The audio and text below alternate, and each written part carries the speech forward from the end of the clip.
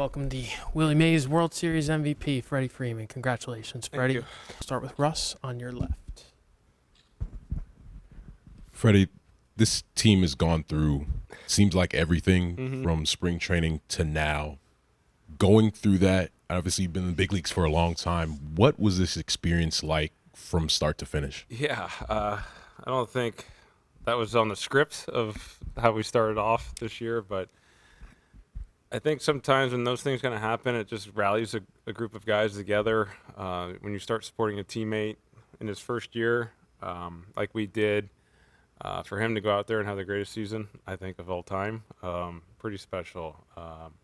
Seems like we hit every speed bump possible over the course of this year, and to overcome what we did as a group of guys, it's special. And this is what we start out to do every single spring training, is to win a championship. And I think it's the hardest thing to do in sports, is because you just never know what's going to happen. I mean, we were down 2-1 in the NLDS, and it easily could have gotten away from us. And to come back and win those 2 games and to keep it going like we did, it's just a special group of guys.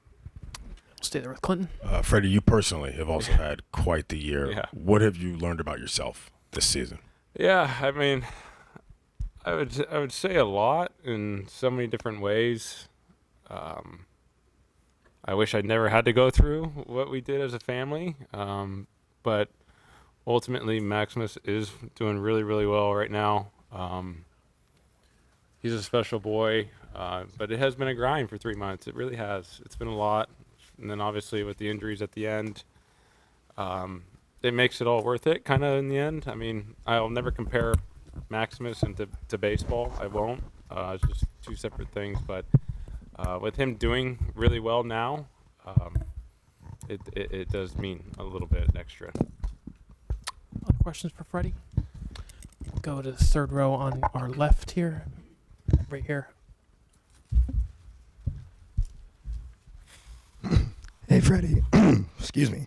When you're on a run like the one you're on during the World Series, just can you best describe just like what that feeling is like when you're at the plate and you're as locked in as you were for the last week? Yeah, I mean, I've been asked this question a couple of times.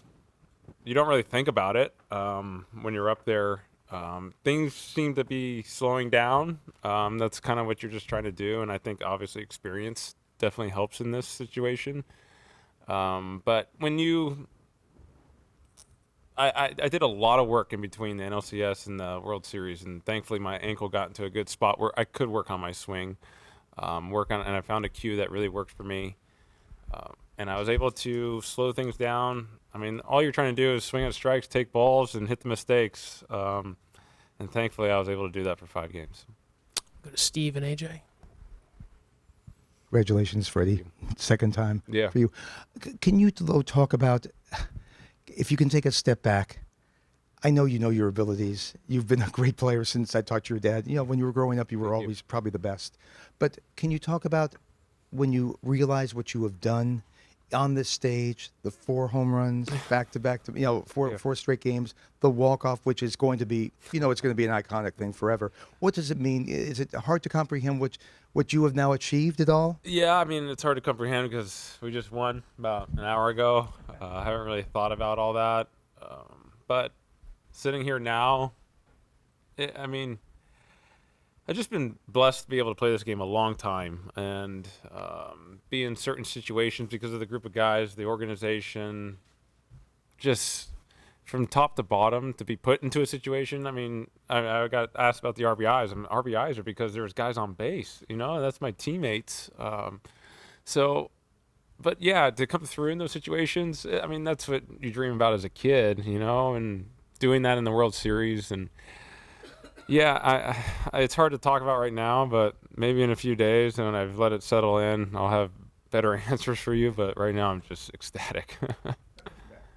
Go to AJ in the front row, Freddie. Freddie, if we go to tonight's game, when you're down 5-0 in the 5th inning and Cole's pitching as well as he is, what is the mindset in the dugout, and how do you kind of get to where you get to now? After they scored 3 in the first, I mean, every half inning when we came in, we were just like, just get one, just chip away, and obviously we didn't do that for the first couple innings, but in this game, when you're given extra outs, you gotta capitalize, and that's what we were able to do in that inning. I know they gave Volpe an error on that play, but if you slow it down, you see how Kike ran to third base. I mean, that's what set up that play, him having an unbelievable base running IQ there, and just to capitalize. You got to get the big hits in the big situations, and we were able to do that in that inning. So once you get it back to even 5-5, you know anything can happen. And I mean, I hope everyone is talking about the job Talk did tonight. I mean, we had a bullpen game yesterday, and Jack only went an inning and a third, and we made it through that game. That was one of the best games I've ever seen managed. That was special. And for Walker to want the ball in that situation, I saw him in the fifth inning walking down with his glove and that look in his eye. And Blake Trinan, the job he did tonight, we could just go on and on. There were so many, like, we won it because everyone was in that room and contributing from day one. And it's just special to be a part of. We'll do two more for Freddie in the fourth row.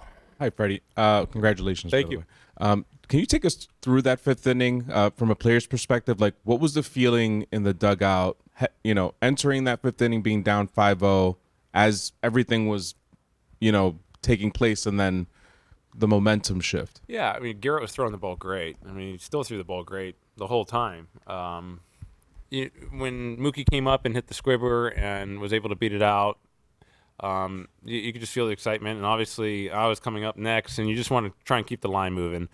I got down to 2 strikes, and I was able to foul off that changeup, which was huge because in those situations, you got to foul off pitches, and I got one right there, and I was able to foul it off and see another pitch, and thankfully hit the ball up the middle. And then credit to Teo. That's right on right against Garrett Cole is a very tough at bat to put it into the gap like he did. Just to get back, when you're given extra outs and you capitalize in that kind of a game, that's huge. And for us to get it back to even, you could just feel the momentum just coming along, and bullpen piece after bullpen piece doing their best they can, keeping it close. We know what kind of offense we've had, and we do have, and we were able to come through again in the 8th inning. We'll take a last question in the third row in the right. Freddie, what does this victory means to you after a few days of Fernando Valenzuela's death? Yeah.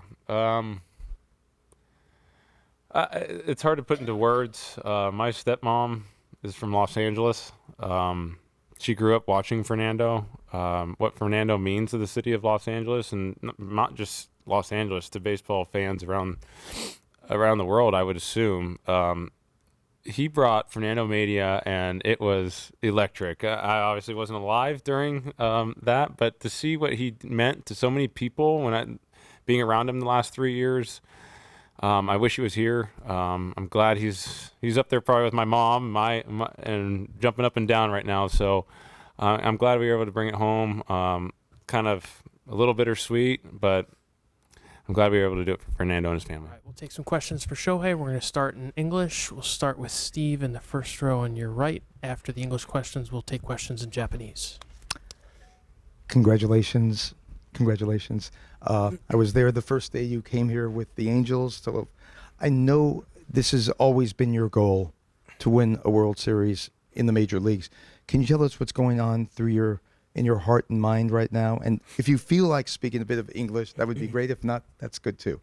今のその人が優勝してお気持ち英語でもし言えればと思います。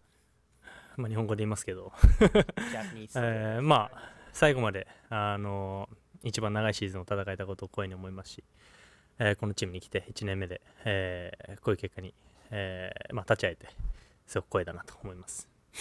I'm honored to be able to be part of a season where we played the longest and to be able to get to know this team as my first year and experience winning the World Series has been a tremendous honor. Other questions in English? We'll go to Russ in the second row on your left, guys. Shohei, this season started out kind of tumultuous for you in Korea with Ippei's situation and your first year with the Dodgers. Getting from that moment to right now, mentally, what was this year like for you, and how were you able to get to this point? 今年いろいろ監督から始まっていろんな過程でここまで来たと思うんですけども振り返ってみてどう思いますかと。シーズンもシーズンで苦しい中でも、首位でやっぱり勝ち抜いて、チームの強さがあったと思いますし、ポストシーズンも素晴らしいチームを相手にしながら自分たちの野球ができたということに誇りを、持ってますし、今日こういうふうに最後まで、勝ち切れたっていうのが本当に、このチーム誇りに思ってます。We were able to get through the regular season, I think, because of the strength of this team, this organization, and the success of the postseason is very similar to how we were able to, pull it off during the regular season. Again, the strength and of the organization, and I think I'm extremely honored to be part of this. We'll go to Clinton on your left, guys. Shohei, you took over the leadoff spot with a guy like Mookie Betts on your team who literally leads the franchise in leadoff home runs, and you've also got a Freddie Freeman with you as well. What's it like now that you've won playing with guys of that caliber in terms of the type of teammates they are and what you've learned from them over the course of the season? ムーキーとフレディと偉大なるバッターとプレーできたっていうところで、もちろん先頭バッターに立ったりとかいろいろありましたけども、振り返ってみてムーキーとフレディの存在っていうのは大谷さんの中ではどう思いますか？今までも素晴らしい選手の、皆さんと野球やらせてもらって、本当に自分の野球、感というか自分の野球の技術も上げてくれるようなそういう素晴らしい選手たちとやらせてもらって、フレディと、ムーキーはもちろんそうですけど、本当に1番から9番までオフェンス面で言えば、本当に自分の仕事をプロフェッショナルにこなしていく、そういう選手たちが集まっていたなとは、今考えてもそう思います。I really felt like the professionalism of the two players really stands out. And aside from the two players, I do feel like we had a really good lineup with a lot of good hitters, 1 through 9. And it really allowed me to elevate my game as well, not just technically, but also my professionalism. Do two more in English. Dylan, far back on your right, guys. I know that in Japan, the teams do the celebratory beer celebrations a little bit differently. I was just kind of wondering, which one do you prefer? Do you prefer the way they do it in Japan or the way they do it here? NPB で優勝された時は、少しお祝いのスタイルが違うと思うんですけども、どちらの方が今日味わってみていいですかねと。WBC の時もやりましたけど、日本の場合はもうちょっと控えめな感じはあるので、こっちの方がなんていうんですかね、豪快にというか、そういう、楽しみ方っていうのは、人それぞれですけど、本当に最後こういう形でシーズンを終えられたっていうことが本当に嬉しく思います。I do feel like the celebration I've had in the past in Japan, in WBC was a little bit toned down. And I was able to really enjoy kind of like this celebratory in a different way here today, and it's been really fun. We'll take a last question in English on the third row on your right with Ben. Can you describe the emotions today as your team fell behind 5-0 and then you were gradually able to come back? 5対0で負けてた中逆転してこういうところに立ってたっていうのはチームの雰囲気とかはどういう感じでしたか？やっぱり得点した回、5点取った回すごく大きかったですし、結果的に、エラーももちろん相手のエラーもあったと思うんですけど、全員がそのボールに対して、必死に食らいついた結果が、ああいう風な形でチャンスをものにできたんじゃないかなと思うので、本当に素晴らしい、オフェンスのつなぎ方だったなと思います。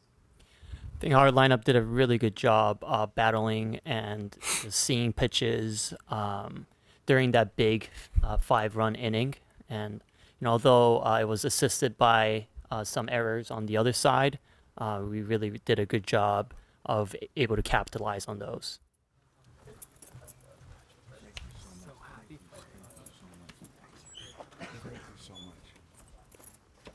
All right, we'll get going with Dave. Dave, congratulations on your second World Championship as a Dodger manager. And who has the first question?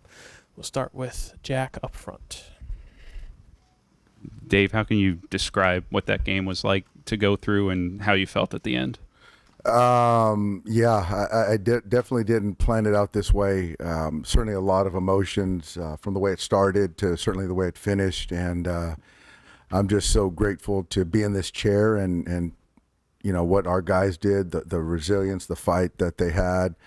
Certainly all the momentum was on the side of the Yankees, and Garrett was throwing the heck out of the baseball, and for us to, just keep scratching and clawing. And we were just kind of to the last guy available. And so to see what Walker did, what Blake did, all those guys, and then the big at-bats to get us back in the game was just huge. But what was that fifth inning like to go through when they start making mistakes? Like, could your guys kind of just sense like that was the opportunity to make something happen? Yeah, we did, and obviously, the inning before, Aaron makes a great play off of Freddie's bat, and just didn't make a play right there, and we just got a break on the covering first base, and so we got a couple extra outs, and it was just good, when you give a good team extra outs, and it was just great for us to take advantage of it. The last row on your left, Chelsea.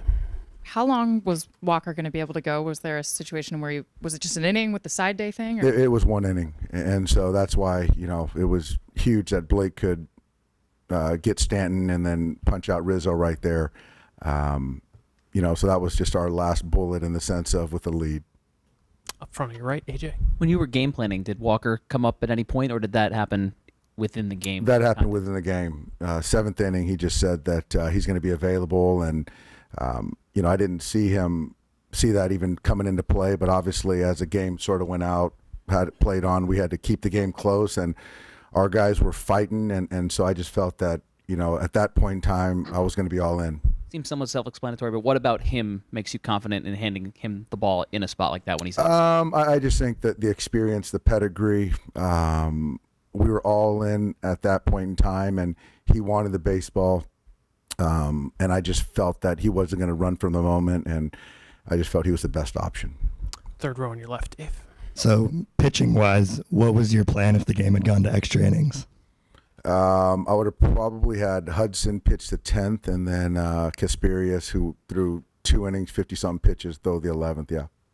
Got Clinton right in front of you. Hey, Doc, Mookie had such a workman-like day-to-day in terms of beating the ball out to first base, getting the go-ahead run on the sac fly. Can you tell me a little bit about his playoff performance, not just tonight, but in general, as he's done everything he's done? It's great. I'm he's one of the guys I'm really excited for because going into the postseason, that's all people are talking about is how he didn't perform, and to be able to kind of block out all that noise and still focus on helping us win baseball games. There's not a guy that cares more. And he's a very talented player, and hopefully we can keep this narrative quiet for a little bit because he did everything and played both sides of the baseball. He made some big plays defensively and offensively. He came up big. We'll stay there with Russ. Dave, this season started off what you'd call rocky with your situation in Korea, Mookie break his hand, the starting pitching, Freddie's ankle. Is there a point throughout the year where you wonder if it's all too much and you guys can get through it? And what point did you realize that this group could get to this point? Well, you know what? We did go through a lot, Russ, but I'll still say that we still had the best record in all of baseball this year. And so it wasn't easy, but our guys fought and played every day the right way, played to win. There was a lot of, backfilling on talent because of, injury. A lot of young players cut their teeth, which is good. But, one thing is that we just kept going. And so even in the postseason, I don't think anyone had us picked. I don't think they had us picked to get out of the first series. So, for us to go out there and fight and scratch and claw and win 11 games in October, that's a credit to our guys. Fifth row on your right, Jay. Yeah, when you mapped this out with your pitching, knowing how yesterday went, was there anything in your mind, scenario-wise, that you saw having to take Flaherty out as early as you did, and how you were going to navigate the remainder of those 27 outs? No, there wasn't. And obviously, if I have to use potential Game 7 starter in the 9th inning, that just speaks to we didn't have enough pitching. So I was trying to get as much as I could out of Jack. We'll go to Daniel, Dylan, then Daniel. Dylan is further back. Dave, you mentioned Mookie in the last couple of years. How much do you think those experiences, those failures kind of contributed to him performing the way he did this October? I think it has something to do with it. I think it was certainly, it's been on his mind, all year as far as once we get to the postseason, it doesn't matter until I perform in the postseason, all that stuff that he was saying. So I just felt that he was in a good spot mechanically, but I liked the fight. There was just a lot of fight. He was willing himself to having good at-bats and productive at-bats, and so he threw out some hits and scored some runs and did a lot of good things, but that probably had something to do with it. And just kind of simply, how happy are you for Ohtani? I'm thrilled. There's 6 years in the States, arguably the best player in the big leagues. And so he committed to us and he wanted to play for a championship. And so for it to kind of come to fruition in his first year is pretty remarkable. And what Shohei's done to our ball club, the Dodger fan base, domestically, globally, I just don't think you can quantify. And he's just such a good guy. He was playing with one arm in the postseason. And so most guys would probably tap out, but he was going to be not denied at playing and posting and being in the lineup. And so for him to, hoist that World Series trophy, that's something he dreamed of, I'm sure, for quite some time. Daniel in the right corner. Dave, on this Friday is going to be the parade in LA. Also this Friday is Fernando Valenzuela's number 64 birthday. So how special would it be celebrating the championship, but also remembering Fernando? It's going to be emotional. Fernando was a friend of mine. I know he's smiling right now and very proud of this organization.